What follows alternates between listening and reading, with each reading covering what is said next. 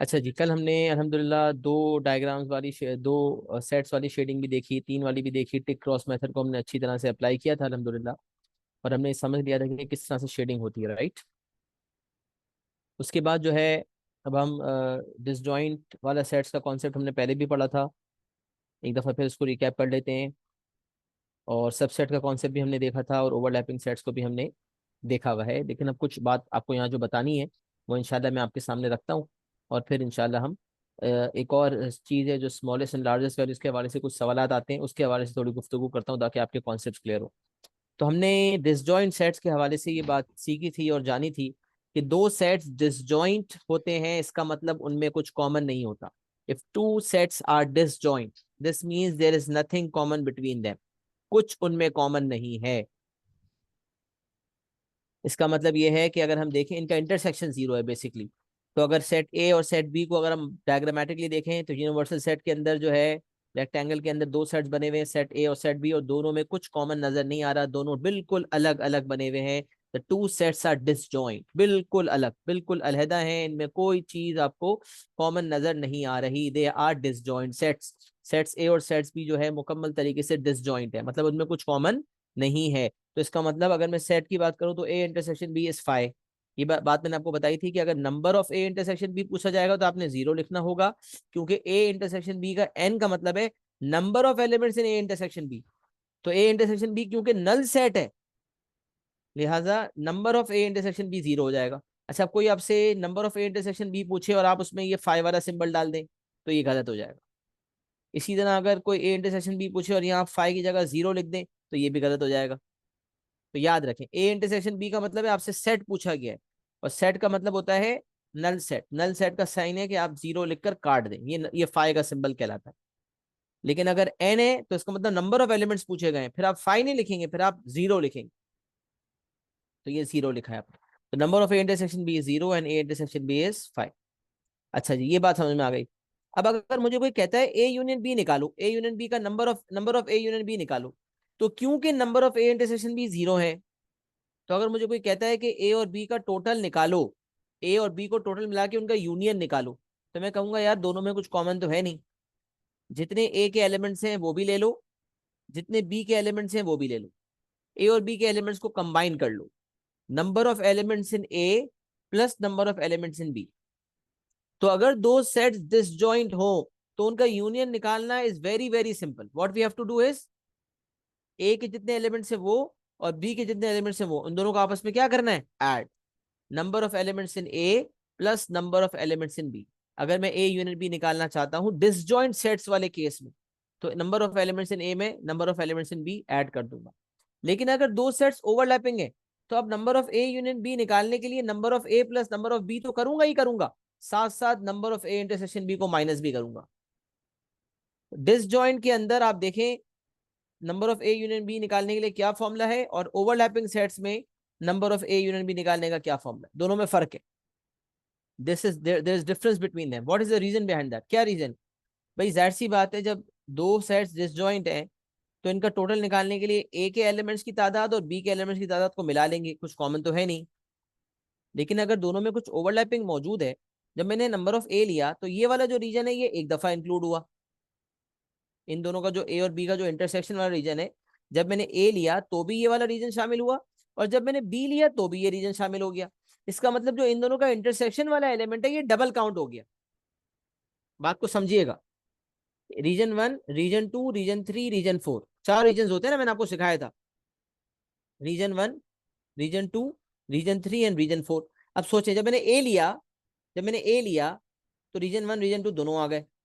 जब मैंने बी लिया तो रीजन टू भी आ गया, रीजन थ्री भी आ गया। तो ए और बी मिला के तीन रीजन थे, region one plus region two plus region three. अब जब मैंने ए लिया तो उसमें भी रीजन टू शामिल हुआ, जब मैंने बी लिया उसमें भी रीजन टू शामिल हुआ। तो रीजन वन रीजन थ्री तो एक एक दफा हुए, लेकिन रीजन टू दो दफा हो गए। तो रीजन टू ही तो ए इंटरसेक्शन बी था, तो एक दफा मैंने उसको माइनस कर दिया। कुल मिला के R one plus R two plus R three चाहिए था, लेकिन मेरे पास R one plus R two plus R two plus R three आ गया, आर टू डबल काउंट हो गया। तो एक दफा आर टू को यानी कि इंटरसेक्शन वाले रीजन को माइनस कर दिया। तो अगर दो सेट्स डिसजॉइंट हैं तो फिर मुझे माइनस नहीं करना पड़ता, क्योंकि वो डबल काउंट नहीं हो रहा है वो रीजन, एक एक दफा काउंटिंग हो रही है तमाम रीजन्स की, तो number of A plus number of B. लेकिन अगर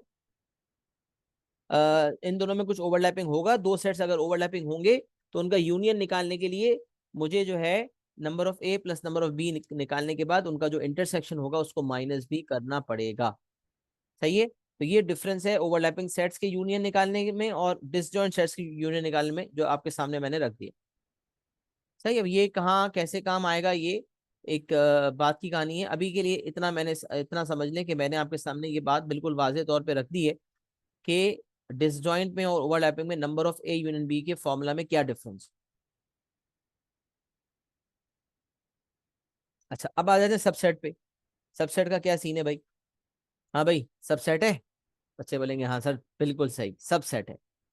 सही है। तो अब ये सबसेट का कॉन्सेप्ट मैंने आपको बताया था, एक प्रॉपर सबसेट होता है कि A is a proper subset of B, if you remember. और एक होता है सब, एक होता है एक प्रॉपर सबसेट होता है, एक सिर्फ सबसेट होता है। मैंने कहा था कि प्रॉपर सबसेट के अंदर number of elements in A जो है वो लेस होते हैं than number of elements in B, तभी हम कहते हैं A is a proper subset of B. लेकिन जो सबसेट वाला साइन होता है उसमें हमने कहा था कि number of elements in A जो है less than equal to number of elements in B होते हैं। मतलब ये भी हो सकता है कि जो ए के एलिमेंट्स है वो बी के एलिमेंट से कम हो, इसका मतलब उस केस में ए जो है बी का प्रॉपर सबसेट होगा। और ये भी हो सकता है कि दोनों के एलिमेंट्स बराबर हों, जिस केस के अंदर दोनों सेट्स इक्वल होंगे। तो जब प्रॉपर सबसेट वाली चीज और प्रॉपर सबसेट वाली नोटेशन और इक्वल टू वाली नोटेशन कंबाइन हो जाती है, तो ऐसे सिंबल को हम सिर्फ कहते हैं सबसेट। ये हमने सीखा था। अच्छा, अब सबसेट अगर मैं डायग्रामेटिकली देखूं तो ये बात पता नहीं पहले डायग्रामेटिकली सबसेट का कॉन्सेप्ट डिस्कस हुआ था या नहीं हुआ था, मेरे जहन में नहीं है सही से। हाँ हाँ बिल्कुल, क्या था ना, जिसने कहा था B is a proper subset of A, तो मैंने बी जो है वो ए के अंदर बनाया था, ये बात हमने पहले डिस्कस की थी। सही है। तो ये चीज मैं यहाँ थोड़ा सा आपके सामने रखना चाह रहा था। ये इंटरसेक्शन यूनियन वाली बात को यहाँ रखना चाह रहा था बेसिकली, तभी इस चीज को यहाँ शामिल किया गया। तो ये बात तो कंफर्म है कि अगर बी जो है प्रॉपर सबसेट है ए का, बिल्कुल ऐसा ही हमने ऊपर सवाल देखा था, मैंने आपको दिखाया भी कि आपने खुद ही कवर किया था। ये सिंबल दिया, नोटेशन दी हुई थी और मुझे वेन डायग्राम पे दिखाना था। ये बात है यहाँ पर ये बात लागू हो रही है कि B is a proper subset of A. B क्योंकि ए का प्रॉपर सबसेट है, लिहाजा ए वाला सर्कल बनेगा। और आपको पता है कि बी के एलिमेंट्स की तादाद ए के एलिमेंट्स की तादाद से कम होगी, और बी वही एलिमेंट्स लेगा जो ए के अंदर मौजूद है। मतलब ए में बहुत सारे एलिमेंट्स मौजूद थे, उसमें से चंद एलिमेंट्स बी ने ले लिए और अपना एक सेट बना लिया। तो इस केस के अंदर बी जो है ए का प्रॉपर सबसेट कहलाएगा। लिहाजा ए जो सर्कल आपके सामने मौजूद है इसी के अंदर बी का सर्कल बनेगा। मतलब ए में जितने एलिमेंट्स अंदर मौजूद हैं उसी में से कुछ एलिमेंट्स बी ने ले लिए, बाकी कुछ एलिमेंट्स अभी भी ए के पास ऐसे हैं जो सिर्फ ए के पास हैं, जिसका ताल्लुक बी से नहीं है। तो B is a proper subset of A, इसमें कोई मसला नहीं। अच्छा, अब बताना यहाँ ये है कि अगर एक छोटा सेट बड़े सेट का सबसेट हो, प्रॉपर सबसेट हो, और इनका इंटरसेक्शन निकालना हो, तो number of A intersection B will be equal to number of B, and number of A union B will be equal to number of A. अब देखें, डिसजॉइंट के अंदर number of A union B का formula था number of A plus number of B, क्योंकि A ने अलग area occupy किया हुआ है, बी ने अलग एरिया ऑक्यूपाई किया हुआ है। तो कॉन्सेप्चुअली अगर एरिया के कॉन्टेक्स्ट में भी देखें तो ए के एरिया अलग है, बी का अलग है, और जब जो यूनियन करना है, मिलाना है, तो अलग अलग ऐड कर देंगे। अच्छा, जब ओवरलैपिंग में हमने यूनियन निकालना था तो हमने ए नंबर ऑफ बी ऐड किया, क्योंकि दोनों के अलग अलग एरियाज थे, लेकिन एक एरिया इन दोनों का कॉमन एरिया था। तो जो डबल काउंट हो रहा था तो उसको एक दफा हमने माइनस कर दिया।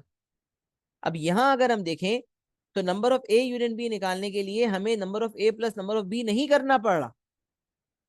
क्यों नहीं करना पड़ रहा? क्योंकि अगर तो मैं नंबर ऑफ बी ले लूं, number of A plus number of B कर लूं, तो आप देखें बी ने वही एलिमेंट्स तो लिए हैं जो ए ने ऑलरेडी लिए हुए थे। मतलब बी के एलिमेंट्स ऑलरेडी ए को लेने पे शामिल हो चुके हैं। जब मैंने नंबर ऑफ ए लिया तो ये जो बी के एलिमेंट्स थे ये भी शामिल हो गए, क्योंकि ए लेने का मतलब ये है कि मैंने ये पूरा रीजन इंक्लूड कर दिया।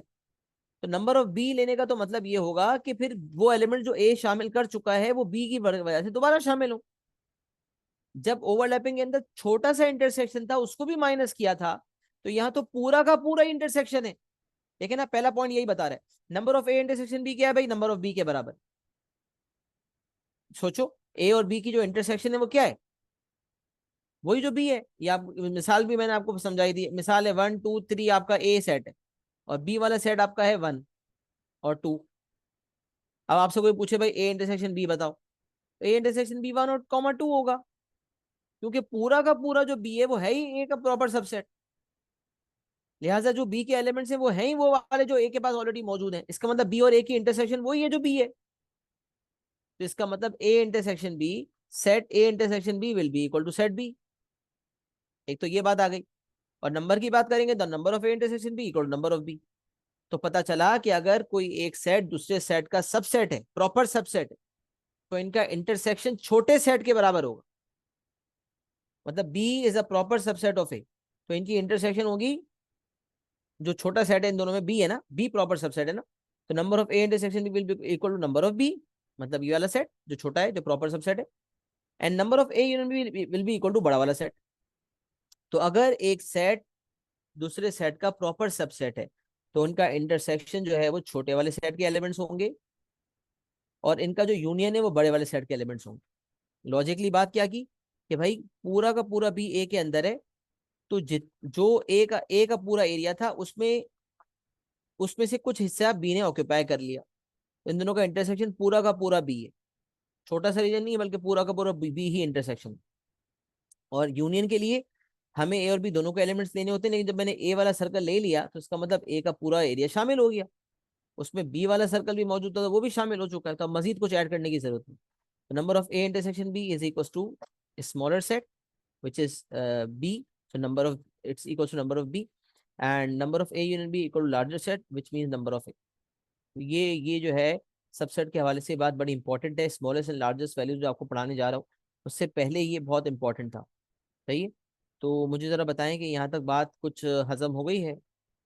और मेरे ख्याल से अब तक जो मैंने ऊपर आपके सामने डायग्राम्स बनवाए थे शेडिंग के हवाले से, मैंने कहा था कॉपी कर लीजिएगा, तो उसूलन कॉपी हो जाने चाहिए थे। तो उस हिसाब से ये अब आप नोट करने के लिए आपको मैं टाइम दे रहा हूं, तो फटाफट इसको कॉपी कर लें 2 मिनट में, और एक्नॉलेजमेंट जरूर दे दें कि क्या बात यहाँ तक समझ आ गई है। चैट पे एक्नॉलेजमेंट सब दे देंगे कि डन एंड क्लियर, तो फिर मैं आगे बढ़ता हूँ इंशाल्लाह।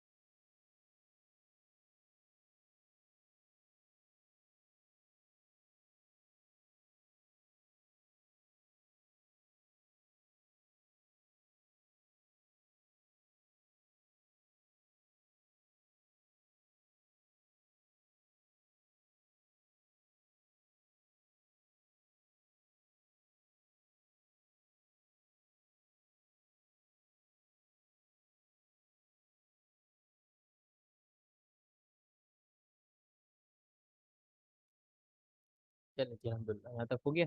आगे बढ़ते हैं। स्मॉलेस्ट एंड लार्जेस्ट वैल्यूज के लिए कभी कभार हमारे सवाल आता है और हमें कुछ स्मॉलेस्ट या लार्जेस्ट वैल्यू के हवाले से पूछता है। कभी कभार स्मॉलेस्ट वैल्यू ऑफ यूनियन पूछा जाता है, कभी कभार स्मॉलेस्ट वैल्यू ऑफ इंटरसेक्शन पूछा जाता है। कहता है ए यूनियन बी जो है उसका उसकी स्मॉलेस्ट वैल्यू बताओ, ए यूनियन बी की लार्जेस्ट वैल्यू बताओ। या फिर अब देखें यहाँ पर, आप देखें एक इंटरसेक्शन वाला रीजन है, एक ए और बी का यूनियन वाला रीजन है, और एक वो रीजन है जो दोनों से बाहर है। मतलब तीन चीजें हो गई यहाँ पर। Number of A intersection B हो गया, number of A union B हो गया, और number of A complement intersection B complement हो गया।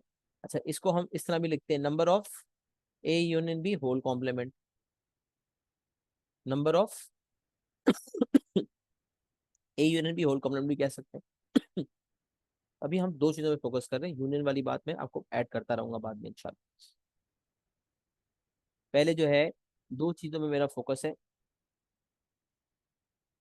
सही है, तो मैं उस पर आ रहा हूँ। नंबर वन, अब समझ लें, दो ओवरलैपिंग सेट्स मैंने आपके सामने बनाए। एग्जामिनर भी अक्सर इस तरह करता है, दो ओवरलैपिंग सेट्स बनाता है और कहता है स्मॉलेस्ट या लार्जेस्ट वैल्यू निकालो। अब क्या करना होता है ये मैं आपको पूरा समझाना चाह रहा हूँ। गेम आपने बहुत गौर से समझना है, क्योंकि ये समझने वाली बात है ना, कॉन्सेप्चुअली जो है वो जब तक इंटरनलाइज नहीं करेंगे ना, जब तक आपको समझ नहीं आएगी। एग्जामिनेशन के अंदर हमेशा आपको ये सवाल नजर नहीं आएगा, लेकिन जब नजर आएगा तो फिर उसमें जब तक कॉन्सेप्ट क्लियर नहीं होगा उसको आपको उसको फेस नहीं कर पाएंगे, उस सवाल को डील नहीं कर पाएंगे। इट्स वेरी एसेंशियल कि आप इसका कॉन्सेप्ट बहुत अच्छी तरह से समझें। Smallest and largest value copy कर लेंगे, कोई टेंशन नहीं, पहले सुकून से सुनने के ऊपर फोकस करें ताकि कॉन्सेप्ट हमारा क्रिस्टल क्लियर हो जाए। तो ये लास्ट एस्पेक्ट है सेट्स के हवाले से, उसके बाद इंशाल्लाह पास पर सवाल करने की पोजीशन में आ जाएंगे अल्लाह के हुक्म से इंशाल्लाह। और पास पेपर की मैं आपसे रिकॉर्डिंग्स भी शेयर करूंगा, और फिर आप पास पेपर की रिकॉर्डिंग्स को भी देखेंगे, उसके थ्रू भी सवाल सॉल्व करेंगे, खुद से भी सवाल सॉल्व करेंगे, मेरा प्रॉब्लम्स लेकर आएंगे, और ये आपने कल करना होगा, ये करना ही करना है। ये नहीं हो सकता कि आप बोलेंगे मैं नहीं कर सका सर, क्योंकि हमें अगले टॉपिक पे जाना होगा। हमारा सिलेबस बहुत एक्सटेंसिव है ओ लेवल्स का, IGCSE ओ लेवल्स का, हमें बहुत सारी चीजें कवर करनी है, लिहाजा आपने अपनी एफिशिएंसी दिखानी है। अब देखिए, इतने दिन से हम कोई होमवर्क आपको नहीं दे रहे थे, वजह ये थी कि हमारा टॉपिक की एक्सप्लेनेशन ही चल रही थी, तो आप पुराने टॉपिक का काम खत्म कर रहे होंगे, लेकिन अब सेट्स जैसे खत्म हुआ आपका होमवर्क है, और कल आपने होमवर्क करना है इंशाल्लाह। होमवर्क करके लाएंगे तो ही आप मुझसे पूछने की पोजीशन में होंगे सैटरडे वाली क्लास में, वरना क्या होगा, बोलेंगे नहीं सर कोई सवाल ही नहीं किया, तो सवाल है ही नहीं। तो ये ना करें, सर सवाल नहीं किए, जब सवाल दिए हैं तो आपने करने, तभी आप पूछ सकेंगे ना, टीचर का मैक्सिमम फायदा तभी उठा पाएंगे। स्मॉलेस्ट एंड लार्जेस्ट वैल्यूज के हवाले से अब बात करते हैं।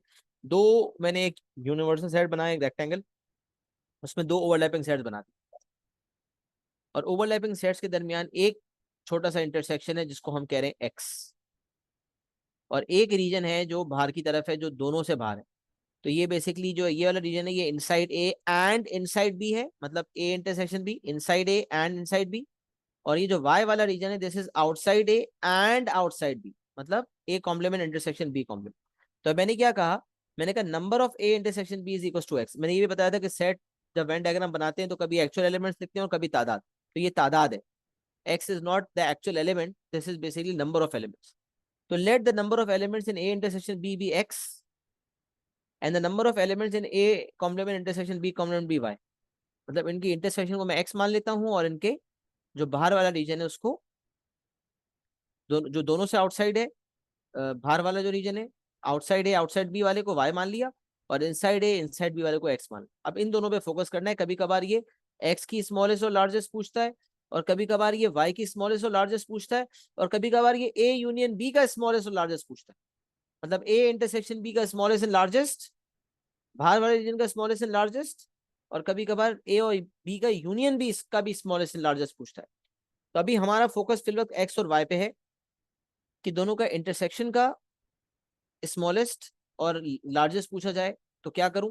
और जो दोनों से बाहर है, दोनों से बाहर वाला रीजन है, जो ए से भी बाहर है और जो बी से भी बाहर है, उसके स्मॉलेस्ट लार्जेस्ट पूछी जाए तो क्या करें। तब मैं वन बाय वन आपको बताता हूँ। अगर आपको कभी पूछा जाए, पहले तो ये समझ लें एक्स और वाई का बड़ा स्ट्रॉन्ग कनेक्शन, एक्स और वाई का बड़ा स्मॉलेस्ट कनेक्शन है, और एक्स और यूनियन का भी बड़ा इंपॉर्टेंट कनेक्शन है। मैं यूनियन थोड़ी देर बाद छेड़ूंगा, अभी यूनियन को मैं नहीं छेड़, अभी मैं सिर्फ दो चीजों को छेड़, एक इन दोनों का इंटरसेक्शन है, और एक इन दोनों से बाहर वाला रीजन है, सही है। अच्छा, अगर x जो है, अगर मुझे कभी कहा जाए कि y स्मॉलेस्ट निकालो, y स्मॉलेस्ट निकालो, तो याद रखें y स्मॉलेस्ट के लिए मुझे x को स्मॉलेस्ट करना पड़ेगा। y is smallest when x is smallest. Shortcut में लिखा है y s when x s। y smallest तब होगा जब x स्मॉलेस्ट है। अच्छा, इसकी लॉजिक क्या है ये भी समझ। इसी तरह y लार्जेस्ट निकालने के लिए x को भी लार्जेस्ट करना पड़ेगा। बहुत इंपॉर्टेंट बात। y को स्मॉलेस्ट करना है तो x को स्मॉलेस्ट करना पड़ेगा, और अगर y को लार्जेस्ट करना है तो x को भी लार्जेस्ट करना पड़ेगा। ये है कनेक्शन x और y के दरमियान। दोनों साथ स्मॉलेस्ट है, दोनों साथ लार्जेस्ट होते हैं। अच्छा, अब ये कैसे करें, अब ये समझने की जरूरत है। अब आप सोचें, अगर तो x स्मॉलेस्ट होगा तो मैं आपसे पूछूं सवाल, चैट पे टाइप करें, कम से कम x की वैल्यू क्या हो सकती है। a और b का जो इंटरसेक्शन है उसको मैं x कह रहा हूं। कम से कम इंटरसेक्शन क्या हो सकती है a और b। सवाल का जवाब दे चैट, सोच के जो दिमाग में आता है। मिनिमम a और b की इंटरसेक्शन क्या हो सकती है कम से कम।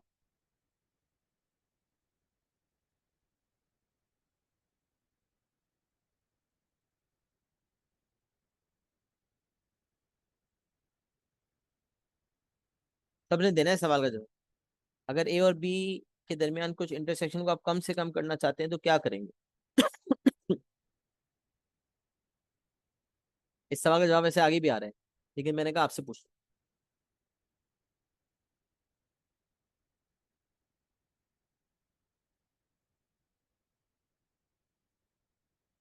नहीं, ए और बी की इंटरसेक्शन कम से कम कितने एलिमेंट्स होंगे ये पूछ रहा हूँ।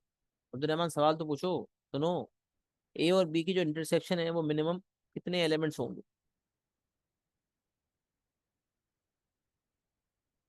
देखिए भाई, अलग अलग सवाल आ रहे, जवाब आ रहे हैं। इसमें कोई वन भी बोल रहा है, काफी बच्चे वन बोल रहे हैं, है ना। काफी बच्चे वन बोल रहे हैं, लेकिन मैं आपको बताऊं बड़ी मजे की बात। ए और बी की जो इंटरसेक्शन है कम से कम जीरो हो सकती है, डिसजॉइंट। अच्छा, अब होता पता है मजे की बात क्या है, जब डायग्राम बना होता है ना तो उसमें इसी तरह ओवरलैपिंग सेट बनाता है और एक्स लिखता है और कहता है वाई स्मॉलेस्ट निकालो। एक्स और वाई समझ लें यही सवाल है और आपसे वाई स्मॉलेस्ट पूछा जा रहा है। अब वाई स्मॉलेस्ट के लिए आपको पता है कि आपको एक्स को स्मॉलेस्ट करना होगा। अब आपने बोला एक्स स्मॉलेस्ट का मतलब कितना स्मॉलेस्ट हो सकता है। आप याद रखें एक्स स्मॉलेस्ट इज जीरो। जरूरी नहीं है कि हर दफा एक्स स्मॉलेस्ट जीरो हो सके। हमेशा जरूरी नहीं है कि एक्स स्मॉलेस्ट जीरो हो, क्योंकि कभी कभार मुमकिन नहीं होता कि इंटरसेक्शन जीरो, लेकिन कम से कम वैल्यू जीरो ही होती है। जो पॉसिबल, मतलब हर सवाल में पॉसिबल नहीं है, लेकिन जहां पॉसिबल है वहां कम से कम करेंगे जीरो। तो सर, आप जीरो कह रहे हैं, इसका मतलब तो आप ये कह रहे हैं कि ए और बी डिसजॉइंट सेट्स हैं। तो अगर वो डिसजॉइंट ही देना चाहता तो वो इस तरह से ओवरलैपिंग क्यों बनाता दो सेट्स को। अगर उसे डिसजॉइंट ही देना था तो दोनों को ओवरलैपिंग क्यों बना रहा है। हमें क्यों कंफ्यूज कर रहा है। ओ भाई, वो आपको इसी तरह कंफ्यूज करता है, यही बात समझानी है। This is the way of confusing students. अगर एग्जामिनर आपसे y की स्मॉलेस्ट वैल्यू पूछता है तो x की स्मॉलेस्ट वैल्यू आप याद रखेंगे जीरो लेंगे आप। हाँ, हर दफा जीरो मुमकिन नहीं है। जब जीरो मुमकिन नहीं है तो क्या क्या करते हैं वो भी आपको बताता हूँ, वो भी आपको बताता हूँ। तो भाई, जब x स्मॉलेस्ट है और जीरो है इसका मतलब a और b दोनों डिसजॉइंट सेट्स बनेंगे। सर, डिसजॉइंट है तो ओवरलैपिंग क्यों बना रहा है भाई, ये इसका तरीका है कंफ्यूज करने का। याद रखें, अगर ये दो सेट्स ओवरलैपिंग बना दिए जाएं और x को जीरो ले लिया जाए तो इसका मतलब दरअसल हकीकत उनमें ये मामला है। दर हकीकत वो डिसजॉइंट सेट्स।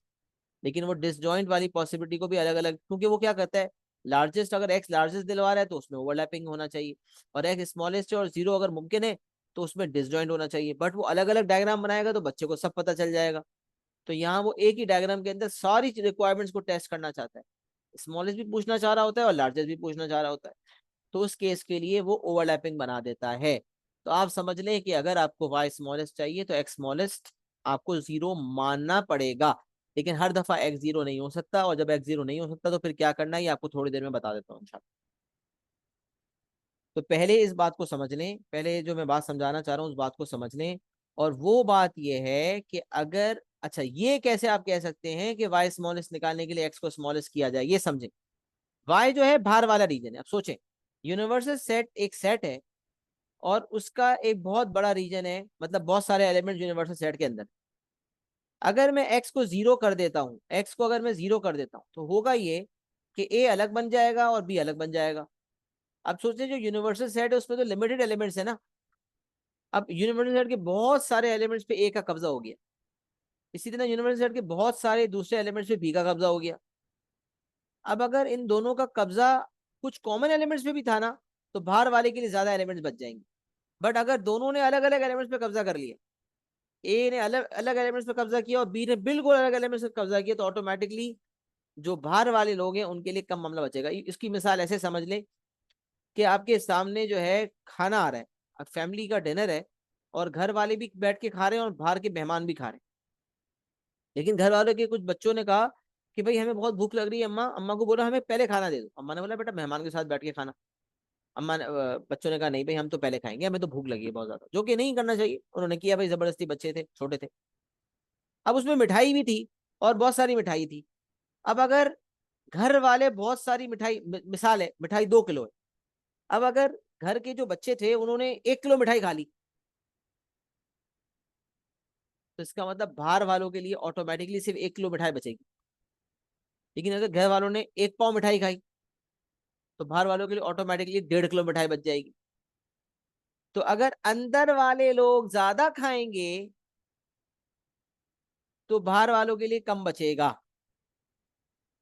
1 मिनट, कुछ मिसाल गलत गलत हो गई शायद, मुझे लगता है। अगर एक्स स्मॉलेस्ट है, एक्स स्मॉलेस्ट है, तो वाई स्मॉलेस्ट होगा। हाँ, ये इस जो मैं मिसाल दे रहा हूँ उसमें तो स्मॉलेस्ट पे लार्जेस्ट बैठ रहा है, कि घर वाले अगर ज्यादा मिठाई खा लेंगे तो बाहर वालों के लिए मिठाई कम बचेगी। उलट हो रहा है, बट एग्जाम्पल सही नहीं है, थोड़ी सी एग्जाम्पल कभी गलत भी हो जाती है। तो यहाँ थोड़ी गलत हो गई लगता है, ज्यादा होशियारी वाली मिसाल दे रहा था, ये मिसाल सही नहीं बैठ रही यहाँ पर। चल इसको चेंज करते हैं। तो हो क्या रहा है ये समझे जरा, कि एक्स स्मॉलेस्ट, हाँ मैं जो बताना चाह रहा था कि एक्स जो है वो दोनों का वो रीजन है जो दोनों का कॉमन है, दोनों का ओवरलैपिंग रीजन। कोई मिसाल आती है ना तो मैं प्रैक्टिकल एग्जांपल से लिंक कर दूंगा, अभी जहन में नहीं आ रही। एक प्रैक्टिकल एग्जाम्पल जहन में आई, वो फेल हो गई, तो मैं कुछ और ट्राई करता हूँ, वरना मैं आपको ऐसे ही समझा देता हूँ। दो सेट्स जो हैं आपस में ओवरलैपिंग, सही है। अगर तो मैं एक्स को स्मॉलेस्ट कर देता हूँ, हाँ, घर वाले अकेले खाएंगे तो बेबरकती हो गई। बिल्कुल सही बात है, मेहमानों के साथ खाना चाहिए, बच्चों को डांटना चाहिए ऐसा नहीं करो। सही है। अच्छा, अब एक जो है वो ए है, एक जो है वो बी है। सही है। अब अगर सोचें एक्स की वैल्यू 0 है, स्मॉलेस्ट है, एक्स की वैल्यू अगर 0 है,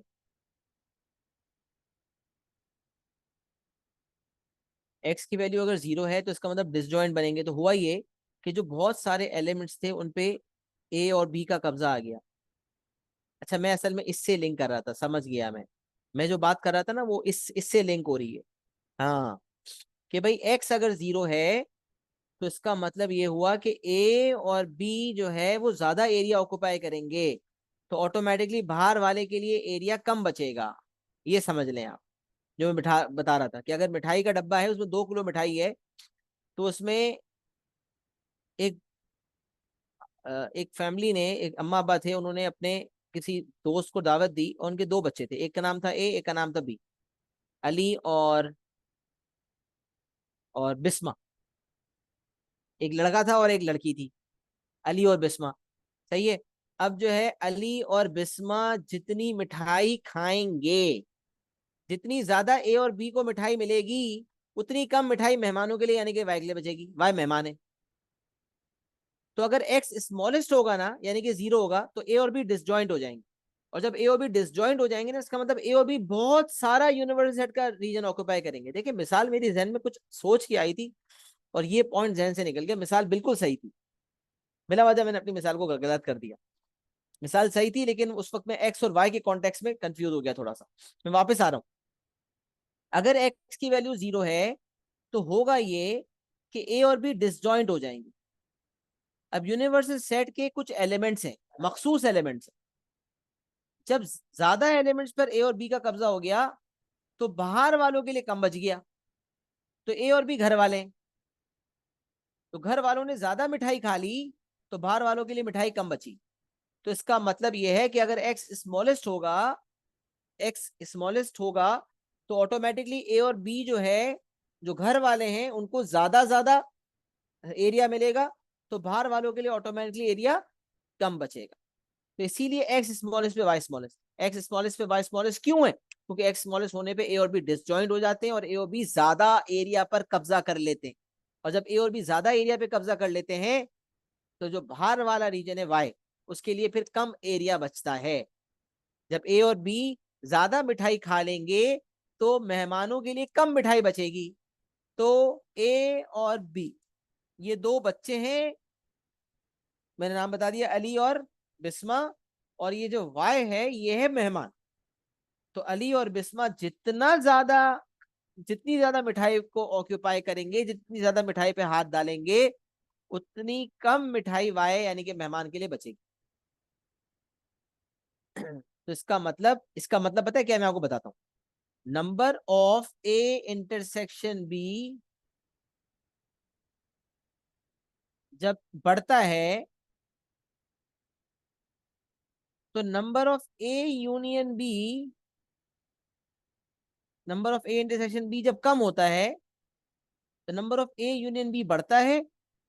और जो number of A complement intersection B complement है वो भी कम हो जाता है।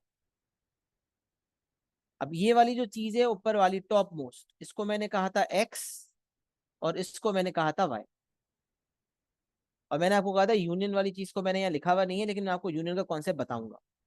तो अब ये बेसिकली ये बताना का मकसद था कि एक्स स्मॉल करने पर, मतलब एक्स एक्स जब इनको कम किया तो एक्स स्मॉलेस्ट हो गया, और वाई एक्स स्मॉलेस्ट पे वाई स्मॉलेस्ट आ गया। तो इसमें ये जो यूनियन है ना ये लार्जेस्ट हो जाए, ये भी समझने जरा। जब दो सेट्स का इंटरसेक्शन लीस्ट होता है तो बाहर वाला रीजन लीस्ट बचता है। वजह, क्योंकि जब दोनों सेट्स का इंटरसेक्शन लीस्ट होता है तो दोनों सेट्स का यूनियन ऑटोमेटिकली लार्जेस्ट हो जाता है। और जब यूनियन लार्जेस्ट हो गया इसका मतलब ज्यादा एरिया पर कब्जा कर लिया घर वालों ने। ए और बी का यूनियन लार्जेस्ट हो गया, मतलब ए और बी ने मिला के ज्यादा एरिया पे कब्जा कर लिया। तो ऑटोमेटिकली जो बाहर वाले हैं, जो बाहर वाला रीजन है, यानी कि मेहमान मेहमान वाला रीजन, उसके लिए कम मामला बचता है। मैंने आपको इसकी मिसाल दी कि अगर ए और बी ने मिला के मिठाई ज्यादा खा ली तो बाहर वालों के लिए ऑटोमेटिकली मिठाई कम बची। तो एक्स स्मॉलेस्ट होने की वजह से इनका जो यूनियन है वो लार्जेस्ट होता है, और इसी वजह से वाई जो है बाहर वाला रीजन स्मॉलेस्ट होता है। मैं आपको लॉजिक ये दे रहा था कि वाई स्मॉलेस्ट एक्स स्मॉलेस्ट पे क्यों है, क्योंकि एक्स स्मॉलेस्ट की वजह से ए और बी अलग अलग हो जाते हैं, जिसकी वजह से उनका यूनियन बढ़ जाता है। तो intersection decreases, union increases. Similarly इन दोनों का intersection decreases, the outside region also decreases. तो X and Y are directly proportional, but the intersection, that is x, and the union are inversely proportional. This is what the summary is. Intersection कम होने से union बढ़ता है, लेकिन जो बाहर वाला रीजन है वो कम हो जाता है। मेरी बात समझ आ रही है? असल में बच्चों के चेहरे सामने नहीं होते ना, तो फीडबैक फौरन मिलता नहीं। तो थोड़ा सा बताए मेरी बात समझ आ रही है? लॉजिकल है? इसमें कुछ पूछना चाह रहे हो तो बता दो। चलो, एग्जाम्पल जो मैंने मिठाई वाली दी थी वो सही निकली अल्हम्दुलिल्लाह। थोड़ी देर के लिए मैं आगे पीछे हो गया था अपनी मिसाल को लेकर। मैंने कहा कुछ मिसाल मेरे जहन में आती तो कोई वजह होती है, तो वजह ये थी जो मैंने आपके सामने रखी। जी भाई, ये बात कुछ समझ आ रही है?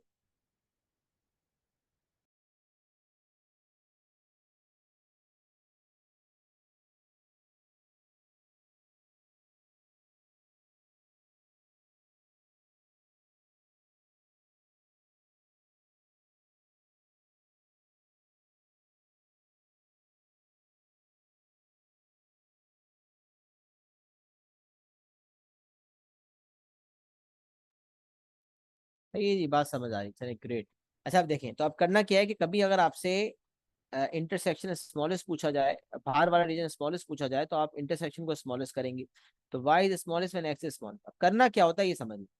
अगर आपको कभी वाई स्मॉलेस्ट निकालने का कहा जाए तो आप एक्स को स्मॉलेस्ट करेंगे और आपकी कोशिश होगी कि एक्स स्मॉलेस्ट जीरो हो जाए।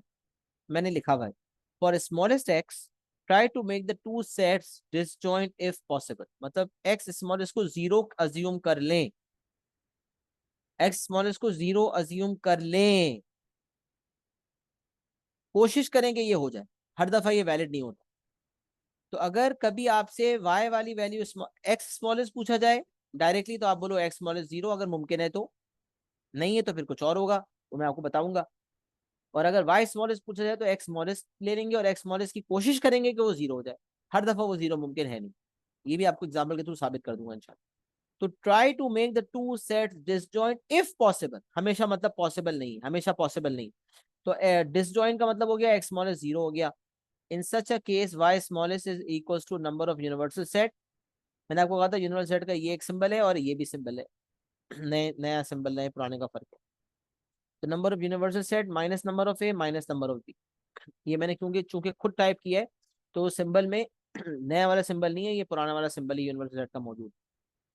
नंबर ऑफ यूनिवर्सल सेट में से number of A number of B को माइनस करेंगे। अब ये क्या लॉजिक है, ये जरा समझे।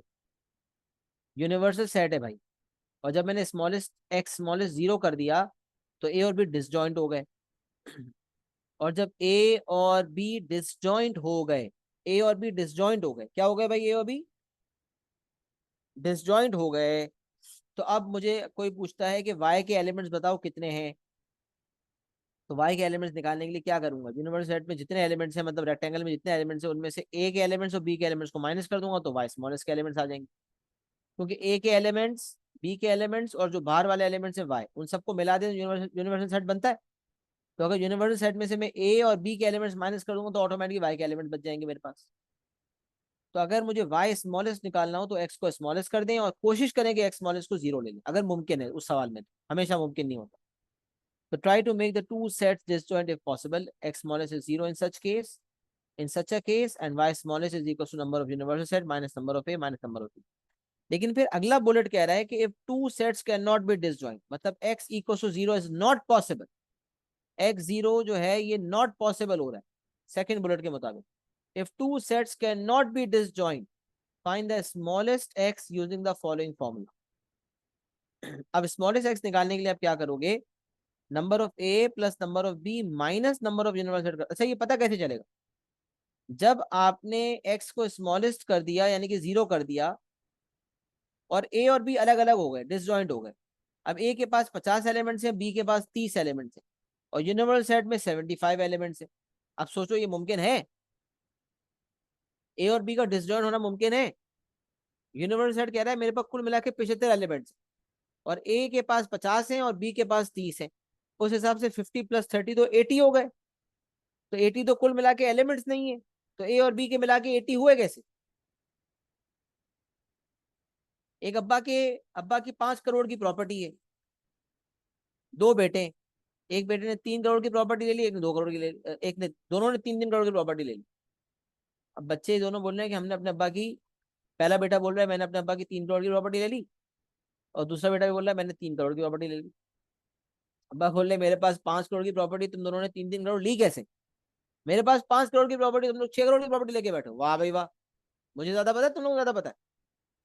तो फिर फौरन पता चला कि 1 करोड़ की एक प्रॉपर्टी ऐसी थी जो दोनों बेटे समझ रहे थे कि ये हमारी है।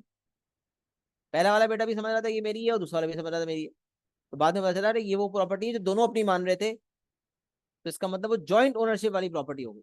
तो 2-2 करोड़ की दो प्रॉपर्टी जो है वो दोनों की अलग अलग हो गई, और 1 करोड़ की जो प्रॉपर्टी थी वो दोनों की मिल्कियत में थी, इसका मतलब दोनों की कॉमन और जॉइंट प्रॉपर्टी थी। इसका मतलब ये नहीं हो सकता था कि दोनों बेटों की प्रॉपर्टी मिला के बाप की प्रॉपर्टी से ज्यादा हो। इसी तरह यूनिवर्सल सेट तो सबका बाप है, सब कुछ मिला करे, तो ऐसा कैसे हो सकता है कि अंदर वाले सेट्स के टोटल एलिमेंट्स की तादाद जो है वो यूनिवर्सल सेट के एलिमेंट्स से ज्यादा हो जाए, हो नहीं सकता ऐसा।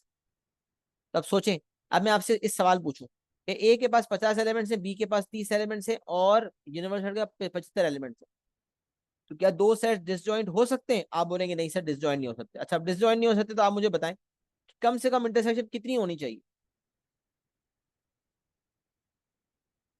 जब ए और बी के एलिमेंट्स की तादाद मिला के यूनिवर्सल की तादाद से बढ़ जाए, इसका मतलब डिसजॉइंट करना मुमकिन नहीं है। ए और बी के एलिमेंट्स की तादाद मिलाकर यूनिवर्सल सेट की तादाद से बढ़ जाए, इसका मतलब डिसजॉइंट मुमकिन नहीं है।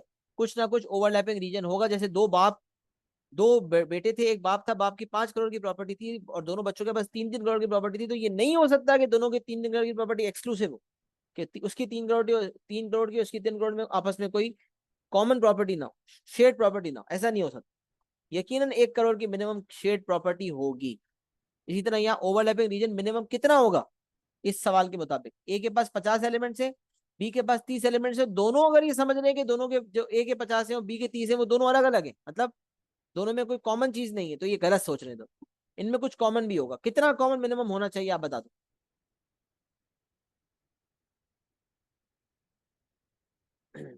लॉजिक लॉजिक के लिए भी तो कोई बात होती है ना। यूनिवर्सल सेट में 75 एलिमेंट्स है, मैं सवाल फिर रिपीट कर रहा हूँ। यूनिवर्सल सेट के पास 75 एलिमेंट्स है, ए के पास 50 एलिमेंट्स है और बी के पास 30 एलिमेंट्स। तो देखा जाए अगर डिसजॉइंट है तो ए और बी के मिला के 80 एलिमेंट्स हो गए, 80 हो गए। यूनिवर्सल सेट कह रहा है भाई मेरे पास ही 75 है, तुम भाई 80 कैसे हो गए? तो कुछ ना कुछ तो कॉमन होंगे ना। वेरी गुड अमीर, जबरदस्त। कोई और जवाब देने को तैयार ही नहीं। Very good Zoya, perfect, very good. कम से कम इंटरसेक्शन कितनी होगी इनकी? 5 एलिमेंट्स की होगी। वेरी गुड, जबरदस्त जोया अमीर, वेरी गुड अलीजा। कम से कम 5 एलिमेंट्स की शेयरिंग होगी। क्यों भाई? क्योंकि अगर दोनों को अलग अलग कर देते तो 80 बन जाएंगे और टोटली 75 है। इसका मतलब 5 एलिमेंट्स ऐसे थे जो कि कॉमन होने ही हैं। यहाँ दो सेट डिसजॉइंट नहीं हो सकते। जब ए और बी के एलिमेंट्स की तादाद यूनिवर्सल सेट के एलिमेंट्स की तादाद से बढ़ जाए तो डिसजॉइंट करना मुमकिन नहीं। तो फिर उस केस के अंदर आपको फॉर्मूला बता दिया कि number of A plus number of B minus number of universal set कर दे। अब देखिए आपने ये तो किया, ए की तादाद 50, बी की तादाद 30, आपने कहा अरे 50 प्लस 30 80 हो गए, जो कि यूनिवर्सल सेट से ऊपर निकल गया। कितना ऊपर निकल गया? कितना ऊपर निकल गया ये देखने के लिए यूनिवर्सल सेट के एलिमेंट्स को माइनस कर दिया। तो 50 प्लस 30 80 आ गया, 80 में से 75 माइनस किया तो 5 आ गया। इसका मतलब एक्स स्मॉलेस्ट 5 होगा, कम से कम इस इंटरसेक्शन 5 होगा। ए की तादाद 50, बी की तादाद 30, यूनिवर्सल सेट की तादाद 75। तो 50 प्लस 30 80, 80 माइनस 75 इज 5। इसका मतलब एक्स स्मॉलेस्ट अब 0 नहीं है बल्कि एक्स स्मॉलेस्ट 5। तो सुन ले कान खोल के, अगर ए और बी को डिसजॉइन करना मुमकिन है तो एक्स स्मॉलेस्ट करने के लिए उनको डिसजॉइन करेंगे। कैसे पता चलेगा कि मुमकिन है डिसजॉइन करना या नहीं? अगर ए और बी के एलिमेंट्स की तादाद को मिला लें, ए को और बी को अलग अलग डिसजॉइन करने के बाद ए के एलिमेंट्स की और बी के एलिमेंट्स की तादाद को मिला लें तो यूनिवर्सल सेट की तादाद से कम बने उसका टोटल, तो इसका मतलब डिसजॉइन मुमकिन है। लेकिन अगर ए और बी की तादाद को मिलाकर यूनिवर्सल सेट से ज्यादा बने टोटल, इसका मतलब उनका डिसजॉइंट होना मुमकिन नहीं है। अब उनका मिनिमम कुछ ना कुछ इंटरसेक्शन होगा और वो इंटरसेक्शन निकालने के लिए number of elements number of elements in A number of elements in B को मिलाएंगे। तो जितना एक्सेसिव हो रहा होगा उतना ही मेरे पास एक्स स्मॉलेस्ट की वैल्यू आएगी और उस केस में वाई स्मॉलेस्ट ऑटोमेटिकली 0 हो जाएगा। अच्छा ये कैसे, जरा सोचें। यूनिवर्सल के पास 75 एलिमेंट्स थे, ए और बी की मैंने मिनिमम इंटरसेक्शन रखी, एक्स स्मॉलेस्ट रखा। एक्स स्मॉलेस्ट 0 नहीं हो सका बल्कि एक्स स्मॉलेस्ट 5 हो गया, यहाँ 5 आ गया। और कुल मिला के ए के पास 50 एलिमेंट्स थे तो ये वाले रीजन में 45 हो गए और बी के पास कुल मिला के 30 थे तो इस वाले रीजन में 25 हो गए। अब सोचिए 45 प्लस 5 50, 50 प्लस 25 75 और यूनिवर्सल के पास भी 75 एलिमेंट्स थे। 75 थे और 75 के 75 ए और बी ने मिला के कब्जा कर लिया और दोनों ने 5 एलिमेंट्स ऐसे थे जिसपे दोनों का कॉमन कब्जा था, दोनों का ओवरलैपिंग रीजन था। जब ए और बी ने ही सब कुछ कर लिया खत्म तो बाहर वाले के लिए कुछ बचा ही नहीं, बाहर वाले कुछ बचा ही नहीं। तो इसका मतलब मिठाई 2 किलो थी, ए और बी ने मिला के दोनों 2 किलो के 2 किलो खत्म कर दी। तो ऑटोमेटिकली जो है बाहर वालों के लिए, मेहमान के लिए कोई मिठाई नहीं बची। तो अब समझ में ये आई बात कि अगर एक्स स्मॉलेस्ट था तो ए और बी का यूनियन लार्जेस्ट हो गया और ऑटोमेटिकली जो बाहर वाला रीजन है वो भी स्मॉलेस्ट हो गया, जो कि इस केस में 0 है। तो ये बात कर ली कि अगर तो एक्स स्मॉलेस्ट चाहिए हो, वाई स्मॉलेस्ट चाहिए हो तो वाई स्मॉलेस्ट के लिए एक्स स्मॉलेस्ट करते हैं। एक्स स्मॉलेस्ट के लिए कोशिश ये होनी चाहिए कि आप एक्स को 0 कर दें। अगर एक्स 0 हो सकता नहीं हो सकता तो फिर कम से कम इंटरसेक्शन निकालने के लिए ए और बी के एलिमेंट्स की तादाद को मिलाकर जितना एक्सेसिव हो रहा है यूनिवर्सल से जितना ज्यादा बन रहा है टोटल, उसको निकालने के लिए ए और बी के एलिमेंट्स को ऐड करके यूनिवर्सल के एलिमेंट्स को माइनस कर दें।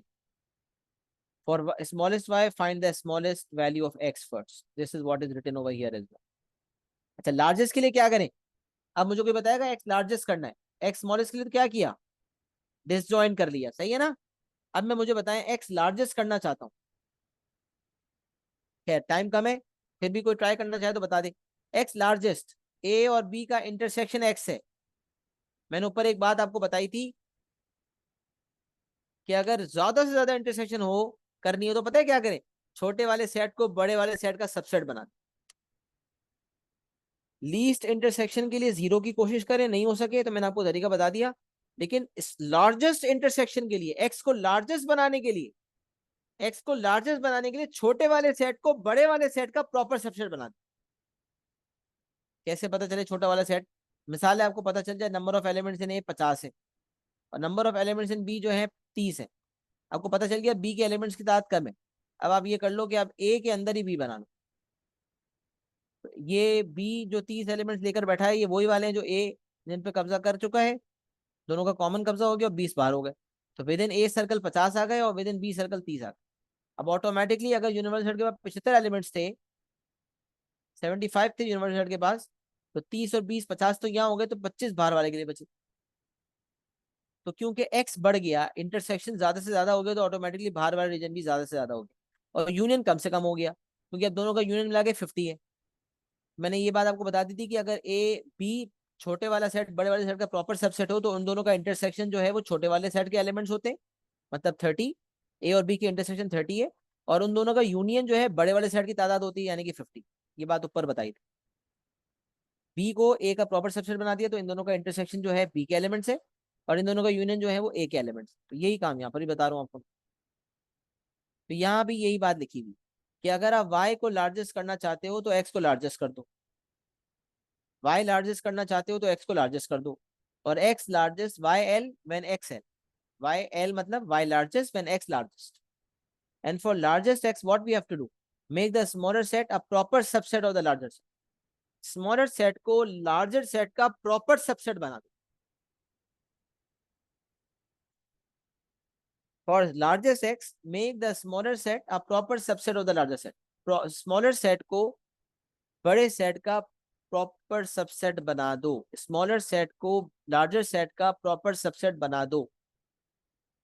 तो for largest y find the largest value of x first. Largest value of x क्या होती है भाई? दोनों में से छोटे वाले को बड़े वाले का प्रॉपर सबसेट बना दोगे,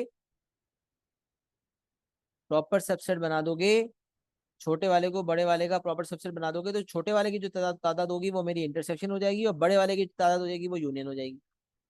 अब ये बात, ये मैं कब से बता रहा था, ये लिखी हुई भी है कि अगर ए यूनियन बी स्मॉलेस्ट निकालना चाहते हो तो number of A intersection B को लार्जेस्ट कर दो, और ए यूनियन बी को लार्जेस्ट करना चाहते हो तो ए यूनियन इंटरसेक्शन बी को स्मॉलेस्ट कर दो। ये बात मैंने आपको बताई थी ऊपर कि इंटरसेक्शन अगर मेरी स्मॉलेस्ट है, इंटरसेक्शन मेरी स्मॉलेस्ट है, तो मेरा यूनियन ऑटोमेटिकली लार्जेस्ट हो जाएगा और जो बाहर वाला रीजन है वो भी स्मॉलेस्ट हो जाएगा। इंटरसेक्शन स्मॉलेस्ट करने से दो चीजों में फर्क पड़ता है। इंटरसेक्शन यानी कि एक्स, एक्स स्मॉलेस्ट करने पे, इंटरसेक्शन स्मॉलेस्ट करने पर मेरा जो बाहर वाला रीजन है वो स्मॉलेस्ट हो जाता है और मेरा जो यूनियन है वो लार्जेस्ट हो जाता है। तो समझ ले, बहुत गौर से समझ ले, जब मुझे यूनियन की लार्जेस्ट पूछी जाएगी तो मैं इंटरसेक्शन की स्मॉलेस्ट निकालूंगा, स्मॉलेस्ट लूंगा वैल्यू। इसी तरह अगर मुझे यूनियन की स्मॉलेस्ट पूछी जाएगी तो मैं इंटरसेक्शन की लार्जेस्ट लूंगा। सिमिलरली अगर बाहर वाले रीजन की मुझे स्मॉलेस्ट पूछी जाएगी तो मैं इंटरसेक्शन को स्मॉलेस्ट लूंगा, और बाहर वाले रीजन की लार्जेस्ट निकालनी होगी तो मैं इंटरसेक्शन को लार्जेस्ट लूंगा। तो बाहर वाले के लिए जो इंटरसेक्शन है उसको डायरेक्टली प्रोपोर्शनल समझ लें, और यूनियन के लिए जो इंटरसेक्शन है उसको इनवर्सली प्रोपोर्शनल समझ लें। यूनियन और इंटरसेक्शन इनवर्सली प्रोपोर्शनल, और इंटरसेक्शन और बाहर वाला reason directly proportional.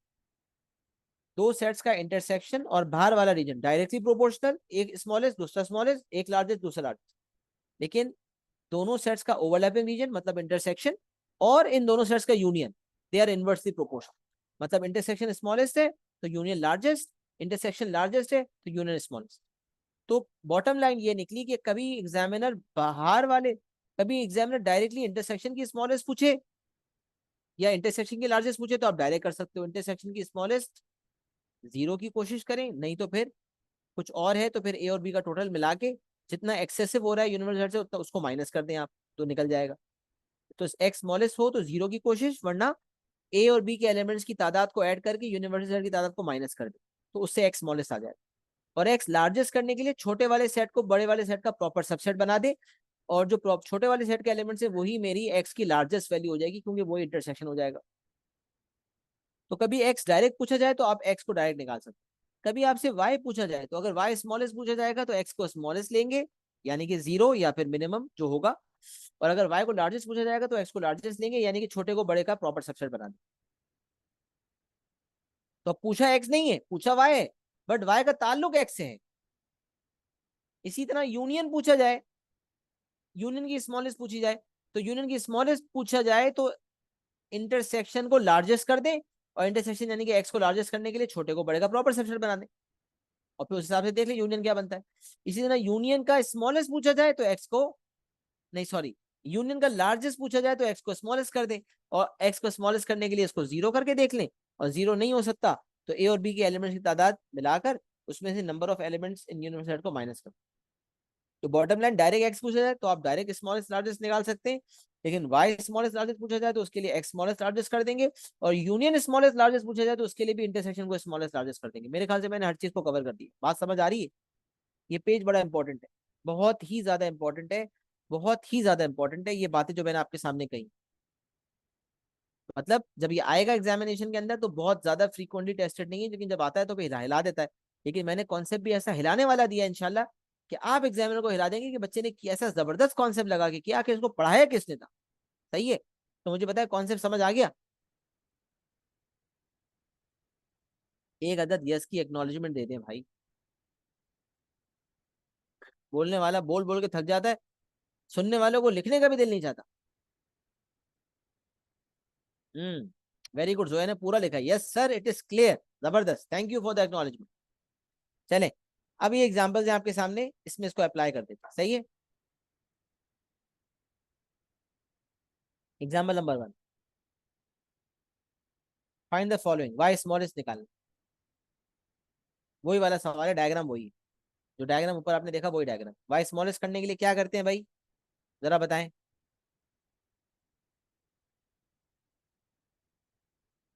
Y smallest करने के लिए क्या करेंगे, वाई निकालने के लिए वाई का ताल्लुक एक्स है, वाई स्मॉलेस्ट करने के लिए, वेरी गुड, एक्स को स्मॉलेस्ट कर देंगे। अब बताएं एक्स स्मॉलेस्ट क्या हो सकता है, क्या 0 हो सकता है एक्स स्मॉलेस्ट। उसके लिए एक दफा देख लें, क्या ए और बी के एलिमेंट्स की तादाद मिलाएं जरा। तो 16 + 10 कितना हो गई, 26।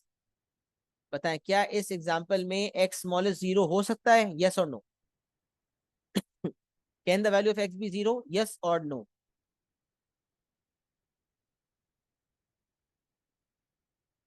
वेरी गुड अमीर, परफेक्ट, सही है एलिजा जोया, जबरदस्त। नहीं मुमकिन नहीं है, मुमकिन नहीं है तो बताएं एक्स स्मॉलेस्ट क्या होगा।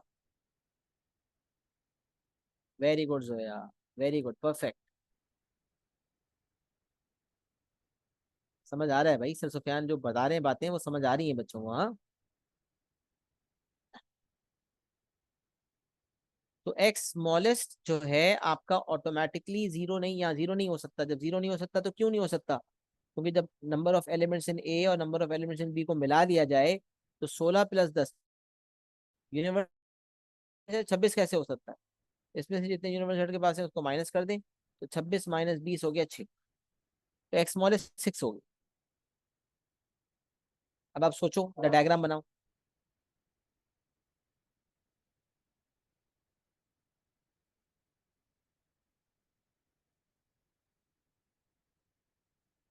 रेक्टेंगल बनाना ना, क्या बनाना है, रेक्टेंगल बनाया। अब उसमें आपको पता है कि दोनों ओवरलैपिंग बनाए अपने सर्कल्स, और इसमें इंटरेस्ट जिनका कॉमन वाला रीजन है 6 आ गया। अब ए के पास कुल मिला के एलिमेंट 16 थे, 16, 16 में से 6 बीच में आ गए, 16 - 6 कितना हो गया, 10, यहाँ 10 आ गए। और बी के पास 10 एलिमेंट थे, 6 तो बीच में आ गए, 10 - 6 4 हो गया। आप खुद देखो, 10 + 6 + 4, यूनियन, यूनियन ग्रेटेस्ट हो गया इनका। तो बाहर वाले के लिए कुछ बचा, कुछ बचा ही नहीं, बाहर के लिए कुछ बचा ही नहीं भाई, बाहर के लिए कुछ बचा ही नहीं। तो इसका मतलब वाई वाई स्मॉलेस्ट क्या हो गया, मैंने बताया भी था कि अगर एक्स स्मॉलेस्ट इस तरह से आता है तो उस केस में वाई स्मॉलेस्ट की वैल्यू क्या हो जाती है, 0 हो जाती है। हाँ भाई, वाई स्मॉलेस्ट की वैल्यू 0 हो जाती है। अच्छा, पार्ट ए के साथ ना पार्ट नंबर डी भी हो, पार्ट नंबर डी भी हो गया बिल्कुल। कैसे हो गया पार्ट डी, क्योंकि जब y स्मॉलेस्ट होता है तो y स्मॉलेस्ट के लिए x को स्मॉलेस्ट किया, और जब x और y दोनों स्मॉलेस्ट होते हैं तो यूनियन उस वक्त लार्जेस्ट होता है, ये भी बताया था। जब y स्मॉलेस्ट करना है तो x को स्मॉलेस्ट कर दो, और यूनियन को लार्जेस्ट करना है तो भी x को स्मॉलेस्ट कर दो।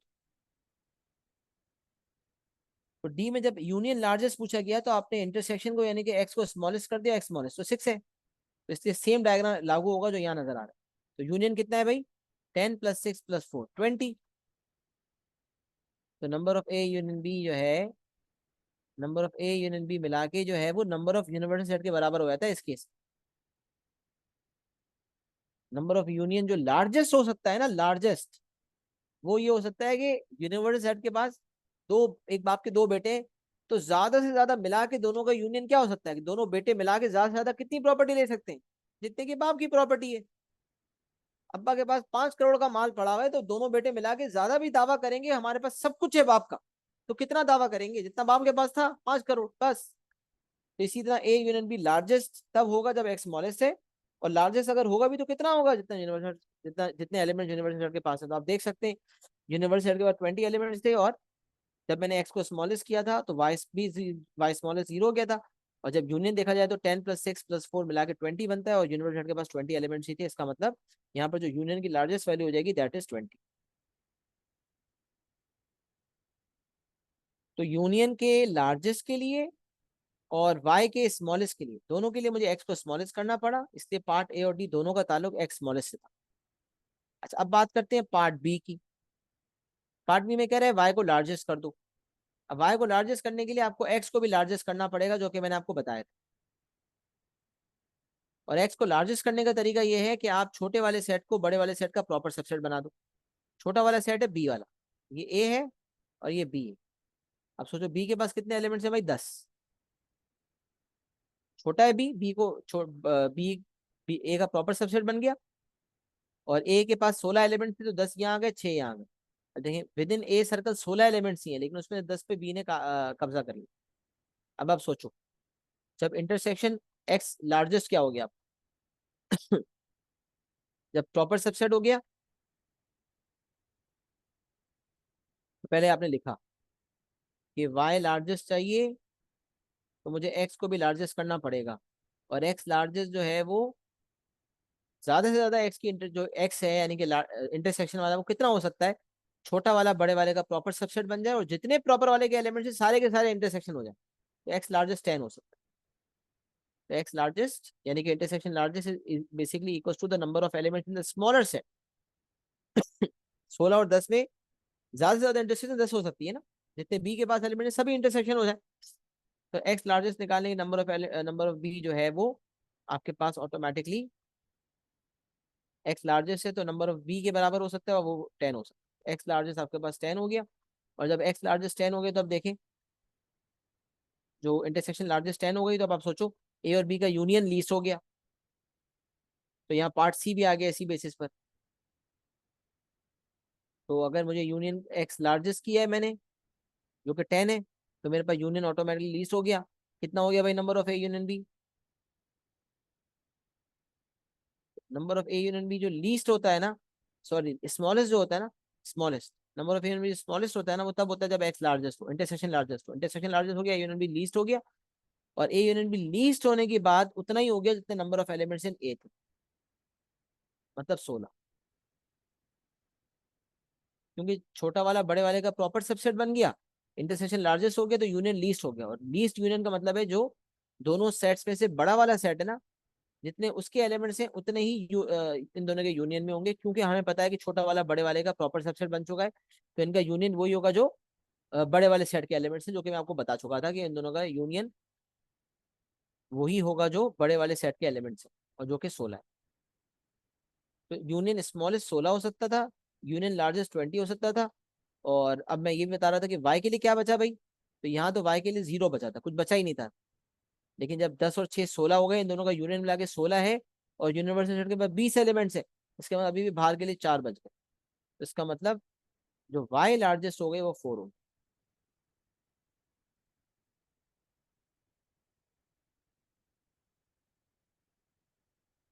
सही है।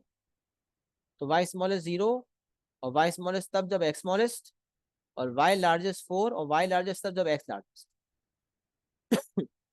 और यूनियन ए यूनियन बी का स्मॉलेस्ट तब जब एक्स लार्जेस्ट, और वो बराबर होगा, जब वो होगा तब जब छोटा वाला बड़े वाले का प्रॉपर सबसेट बन जाए, और वो एलिमेंट्स होंगे नंबर ऑफ ए के बराबर, यानी कि 16।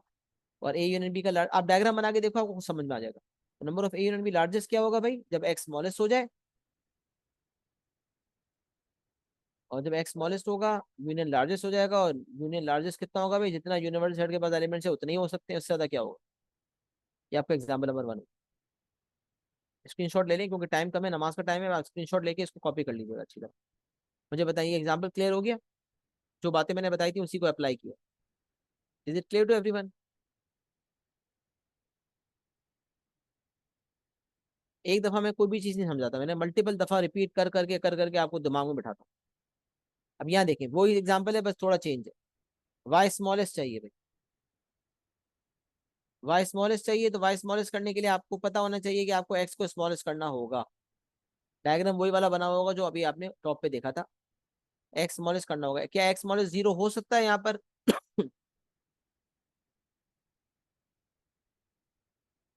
वाई स्मॉलेस्ट करने के लिए एक्स स्मॉलेस्ट करना होगा, और एक्स स्मॉलेस्ट तब होगा जब एक्स स्मॉलेस्ट के लिए हमें डिसजॉइंट की पॉसिबिलिटी देखनी होती है। क्या डिसजॉइंट मुमकिन है यहाँ पर?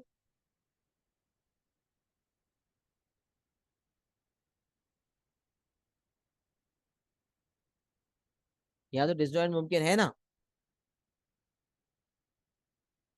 क्योंकि 16 और 10 26 हो गए।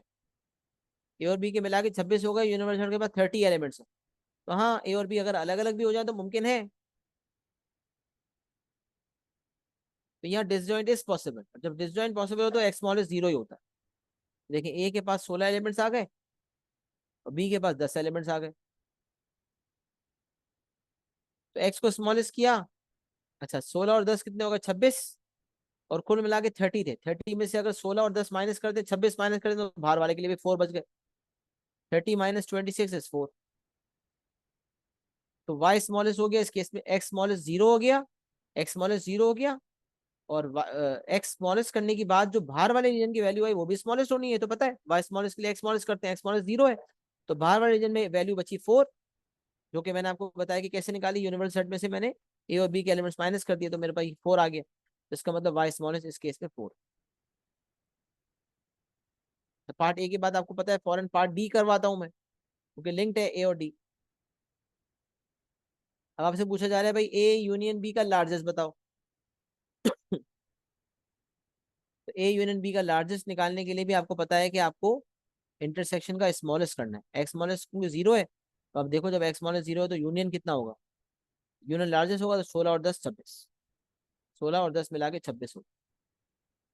तो number of A union B is equal to 26। इसमें मैंने ऊपर लिखा था number of A union B जो है लार्जेस्ट जो है वो, ए यूनियन बी लार्जेस्ट जो है वो नंबर ऑफ यूनिवर्सिटी के बराबर है। वो भी सिर्फ इस एग्जाम्पल के लिए वैलिड था, हर दफा नहीं वैलिड होता वो।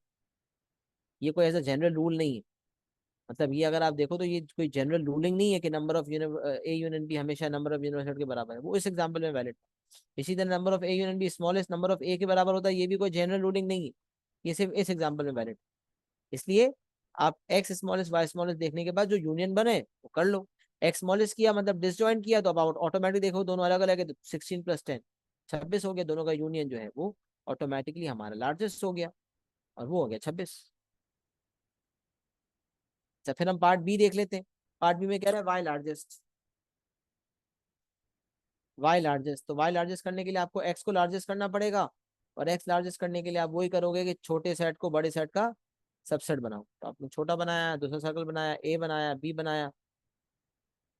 तो बी के एलिमेंट 10 हैं, ए के 26 16 थे, तो ये 6 हो गए बाहर। ये यूनिवर्सल सेट है आपके पास।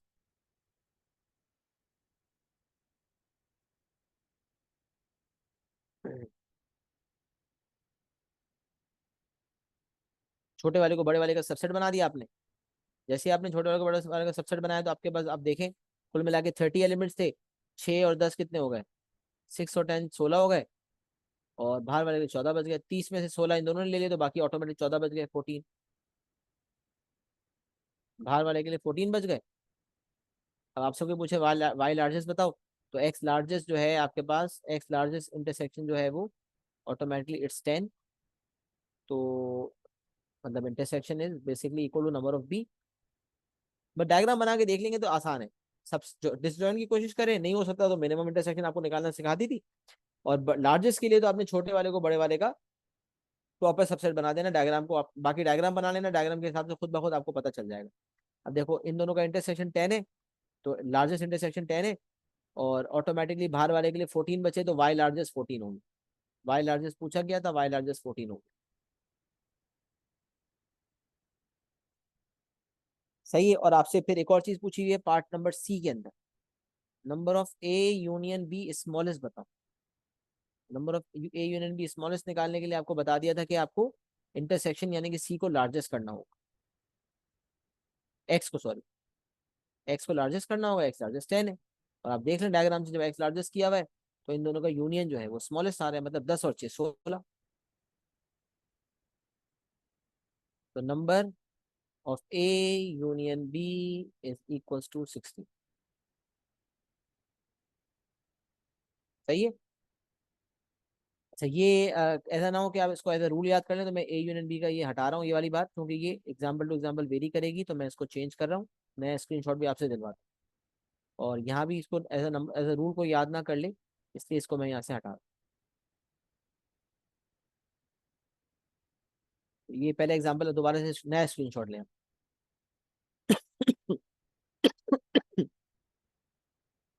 नया स्क्रीनशॉट ले लें।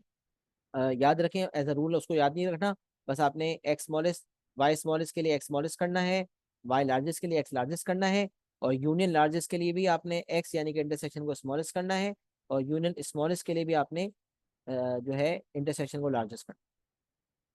Union smallest when intersection largest, union largest when intersection smallest, and outside वाला region smallest when intersection smallest, and outside वाला region largest when intersection largest. ये बात मैंने कम्युनिकेट कर दी। अच्छा ये एग्जाम्पल 2 में भी इसको लिख ले।